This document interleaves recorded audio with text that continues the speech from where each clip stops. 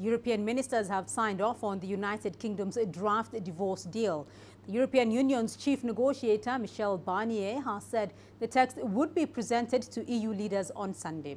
It comes as the EU works on another political statement which sets out the bloc's ambitions for its future relations with the United Kingdom and on a possible extension to the period in which the UK transitions out of the European Union.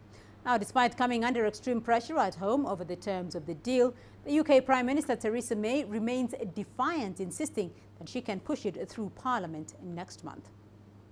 We also agreed a draft outline of the political declaration on the future relationship between the UK and the EU. Both documents were the result of many hours of negotiation between the United Kingdom and the European Union. Together, they represent a decisive breakthrough, but they are not the final deal. We now have an intense week of negotiations ahead of us in the run-up to the Special European Council on Sunday.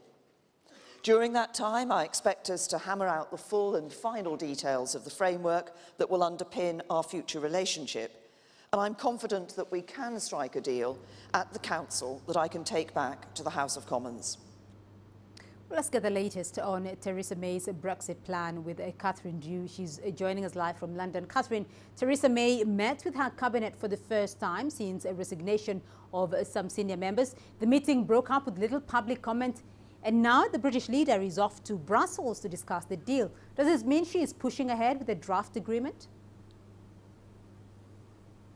Indeed it does. She's very much pushing ahead, as you just heard in that soundbite there. She's full steam ahead, and they're referring to the troubles that she may have with the European Union. But if she thinks she has troubles coming in Brussels, she certainly has domestic concerns. She has a new look cabinet after 2 departures over this Brexit plan. It's also a new week, but the same dilemmas remain. Her DUP, the DUP party, which is a small party from Northern Ireland, which props up her government, she is without a majority. They are furious, and there are reports tonight that they're going on strike, that they won't support the government in future legislation. They're extremely concerned about what this agreement says over Northern Ireland. So that is one very large emerging headache.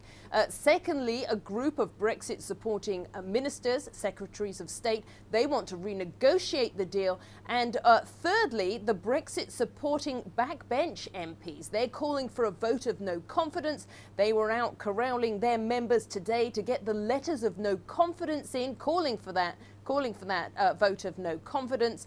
They were warning their fellow Conservative MPs they could be stuck with Theresa May heading into the next election. So certainly a new week, and she's talking up the prospects of this agreement, but many, many obstacles ahead.